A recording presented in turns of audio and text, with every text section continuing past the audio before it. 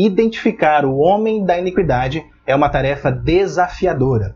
Durante a história da Igreja, vários estudiosos preferiram não opinar quanto a isso. É o caso, por exemplo, do famoso teólogo Agostinho de Hipona, que disse o seguinte: "Confesso que sou inteiramente ignorante do que ele, Paulo, quis dizer." Sim, devemos ter cautela ao interpretar a palavra de Deus, principalmente em se tratando de passagens complexas. No entanto, uma passagem difícil de interpretar não significa que ela é uma passagem impossível de interpretar.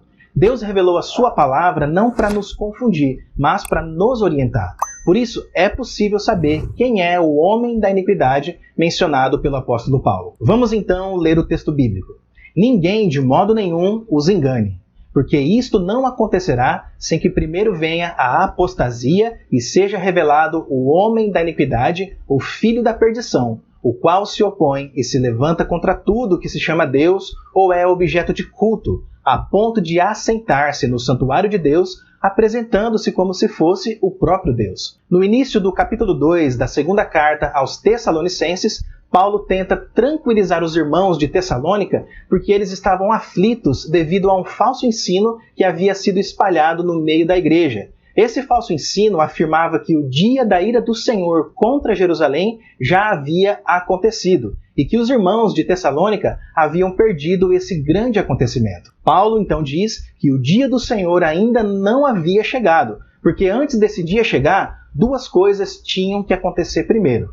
"Ninguém de modo nenhum os engane, porque isto não acontecerá," ou seja, o dia do Senhor, "sem que primeiro venha a apostasia e seja revelado o homem da iniquidade." Então, observe a ordem dos acontecimentos. Antes do dia do Senhor contra Jerusalém chegar, primeiro deveria vir a apostasia e depois o surgimento do homem da iniquidade. Jerusalém não seria destruída sem que primeiro ocorresse esses dois eventos. A apostasia e o homem da iniquidade eram sinais que precederiam a devastação de Jerusalém. Mas o que é a apostasia aqui nesse texto? A palavra traduzida como apostasia significa rebelião, podendo ser uma rebelião política ou religiosa. Por exemplo, o historiador judeu Flávio Josefo disse que a guerra judaica contra os romanos foi uma apostasia. Aqui na segunda carta aos Tessalonicenses, Paulo une o conceito de apostasia política com apostasia religiosa, mostrando que a guerra judaica contra os romanos foi o resultado da apostasia religiosa dos judeus contra o Senhor. Em outras palavras, os judeus rejeitaram o Messias, apostasia religiosa.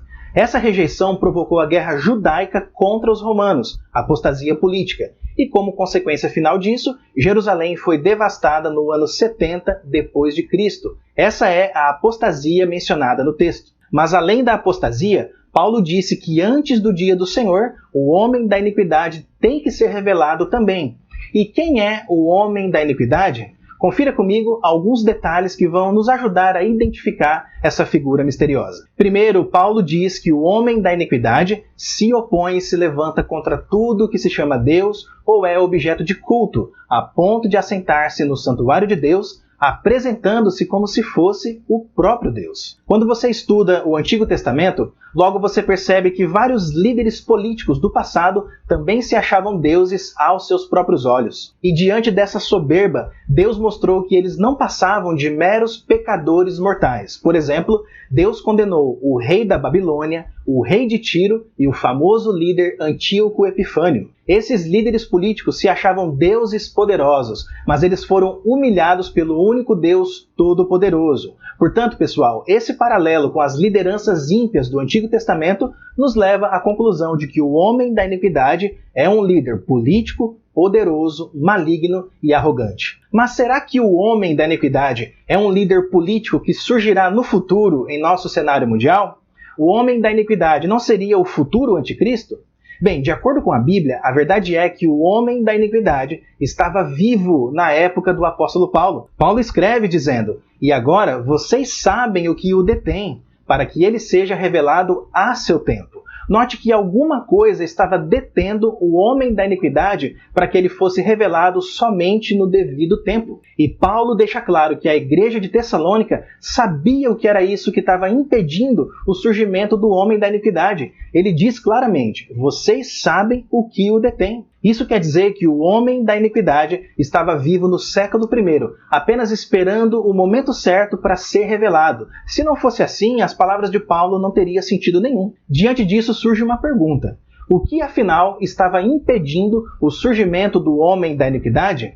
A igreja de Tessalônica sabia o que era. Mas será que nós podemos saber também? Sim, nós podemos. Quando Paulo escreveu a segunda carta aos Tessalonicenses, lá em meados do ano 52 d.C., o imperador Cláudio César é quem atuava no poder. Cláudio reinou do ano 41 ao ano 54 d.C. Durante o reinado de Cláudio, o cristianismo experimentou relativa tranquilidade. De acordo com um antigo escritor chamado Suetônio, Cláudio baniu os judeus por perseguirem os cristãos. Além disso, durante o reinado de Cláudio, as leis romanas eram favoráveis aos cristãos também. Paulo, por exemplo, foi protegido pelo aparato judicial romano e, por vezes, ele utilizou as leis romanas para se proteger do ataque dos judeus. Agora veja, curiosamente, a palavra latina para deter é a palavra claudere, uma palavra semelhante ao nome do imperador, Claudius. Sendo assim, pessoal, quando Paulo diz que algo está detendo o homem da iniquidade, ele está se referindo ao imperador Cláudio e às leis imperiais que até aquele momento eram favoráveis aos cristãos. Em outras palavras, o homem da iniquidade não poderia atacar ou perseguir os cristãos porque ele não ocupava uma posição de autoridade e por isso não tinha poder nas mãos para fazer isso, ou seja, havia um impedimento sobre ele. Todavia, a situação logo mudou. Depois do imperador Cláudio, quem ocupa o trono é o imperador Nero César. A história revela que Nero assumiu o poder porque a sua mãe, chamada Agripina, assassinou o imperador Cláudio e colocou o próprio Nero no lugar dele. Quando Paulo diz que o mistério da iniquidade já opera e aguarda somente que seja afastado aquele que agora o detém, ele se refere exatamente aos planos da mãe de Nero de matar o imperador Cláudio. A mãe de Nero, Agripina, envenenou o imperador Cláudio e assim obteve sucesso em sua conspiração maligna. De fato, o mistério da iniquidade já estava em operação. Então, perceba o ponto. Aquilo que estava detendo o surgimento do homem da iniquidade faz referência ao imperador Cláudio, que não era inimigo do cristianismo. O mistério da iniquidade que já operava se refere às artimanhas malignas da mãe de Nero César. E o homem da iniquidade, por sua vez, se refere ao próprio imperador Nero César. Depois que Nero assumiu o poder, os cristãos começaram a ser perseguidos. Nero foi o primeiro a organizar uma severa perseguição contra o cristianismo, fato ocorrido em novembro do ano 64 d.C. Além disso, Nero foi um homem perverso e maligno, fato comprovado por historiadores do passado. A petulância, a libertinagem, o luxo, a avareza e a crueldade foram vícios a que se entregou a princípio, gradualmente, às ocultas, como desvios da juventude. Mesmo então, ninguém mais duvidava de que esses vícios não eram fruto da idade, mas da natureza.